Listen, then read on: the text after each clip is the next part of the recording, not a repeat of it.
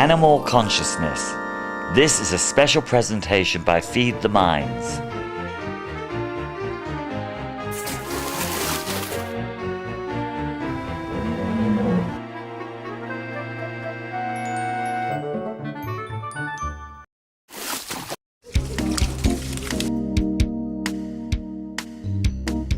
Our task must be to free ourselves by widening our circle of compassion to embrace all living creatures and the whole of nature and its beauty.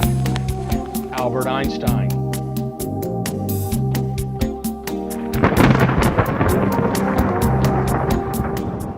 We rely on planet Earth for our survival, shelter, air, water, and for food. Our Earth was once believed to be unlimited. But today we realize that our planet's resources are limited. Our world and people face many problems, including hunger, poverty, population explosion, global warming, air and water pollution, and habitat destruction.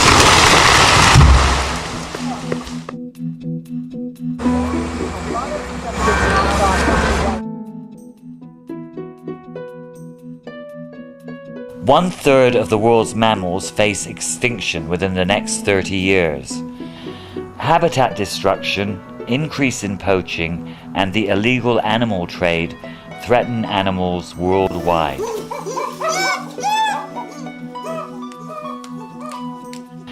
Habitat destruction, increase in poaching, and the illegal animal trade threaten animals worldwide. Ed Begley Jr. is an actor and environmentalist. He is best known for his role in the television series St. Elsewhere, for which he received 6 consecutive Emmy Award nominations, and his recent reality show Living with Ed, with his wife, actress Rochelle Carson Begley. Ed is noted for turning up to Hollywood events on a bicycle. I think it's important that we behave in a sustainable manner so that there's some resources left for our children and grandchildren so they have a habitable planet as the one I grew up on. And if we don't, I think they'll judge us very harshly, and they would be correct to do so. Let's behave in an energy efficient manner and do things that are good for the environment, to clean up the air in our cities like Houston, Bakersfield, and LA, to lessen our dependence on foreign oil, and to put money in our pockets.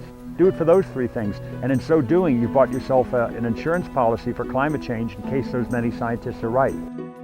So you don't have to do it for reasons of climate change, do it for other reasons, and you bought yourself some good insurance. You know, oil and coal companies, they're trying to underplay the problem so they can continue to do what they do.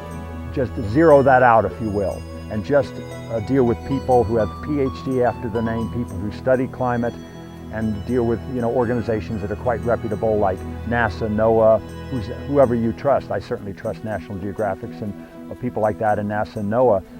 Even if you don't care about animals, and you know someone who doesn't care much about them, who say, and I've heard it said on many radio shows, I wouldn't give, you know, every California owl a break to, you know, at the cost of 1 California job. People have said that. So even if you don't care about the owls and the many other species, I hope you care about your own well-being, because like an airplane that has many rivets in it that keep it, you know, aeronautically intact, I would hope you wouldn't want to lose too many rivets from that airplane, because otherwise it will cease to fly. The many species that we're losing are all rivets in an airplane that keep it together, that keep us all aloft. There's a web of life that keeps us aloft and keeps us viable. And if you lose too many of those rivets, you know, we might crash, and we don't want that for our own well-being. You know, I've showed starting in 1970 and really showed with my current home in 1988 what you could do with a 1936 energy inefficient home. You know, I've showed starting in 1970 and really showed with my current home in 1988 what you could do with a 1936 energy inefficient home to make it as efficient as possible. That's what a lot of people are going to do. They're going to do what I did on the show Living with Ed, and the kind of stuff I did in the house I'm in right now to make a current home as efficient as possible. Very common question. But a lot of people said, what would you do if you could build a new home? So now I'm going to demonstrate that from the ground up to build a LEED Platinum green home and then be a net zero home. So I'm totally off the grid. Let me start with nuclear. I'm a big fan of nuclear power. We have a very safe nuclear reactor. It's sited in a very safe location, 93 million miles away. It's called the sun. That's the nuclear power I'm in favor of. It shines down on us every day with that wonderful nuclear reaction going on, a safe 93 million miles in the distance. And so that's my form of nuclear power. Solar and wind are much safer and in the long run much cheaper. Nuclear power is one of the most expensive ways to boil water we've ever come up with. If you look at all the costs, insuring a power plant and the disposal of the waste and the many other costs associated, not just building it and running it. There's a lot of cost with it. As we see in Japan, as we've seen recently, there's a great risk of catastrophic natural events occur. So I would be much more in favor of wind and solar and geothermal, and nuclear is not for me. I wouldn't have any new offshore drilling. There's plenty of drilling going on in the terrestrial manner on Earth, on the ground and not out in the water. And so I would begin with efficiency and reduce our need for all that drilling, for more new drilling. And as we wrap up these wells, I don't think we should drill any more new wells, that's for sure. And I think there's other ways to get energy that are a lot less damaging to the environment.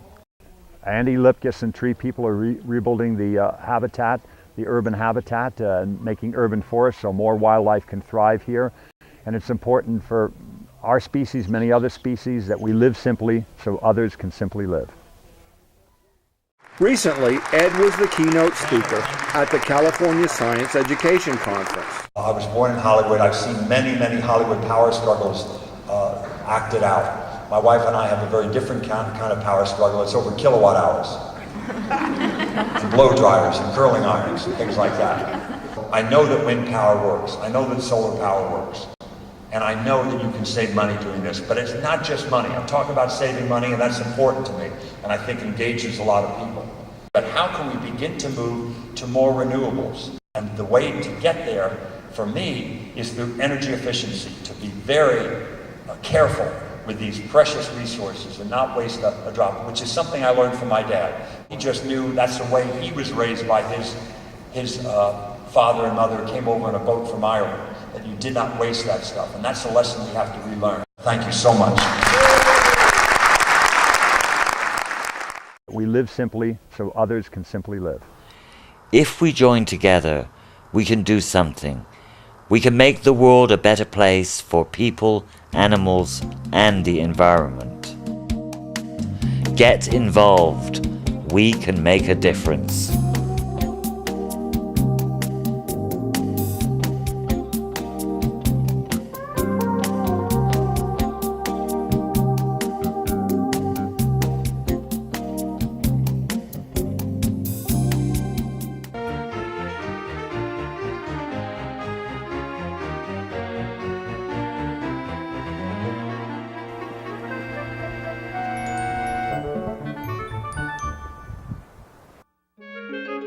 Animal Consciousness.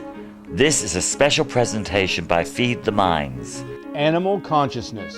People helping animals, people helping the planet.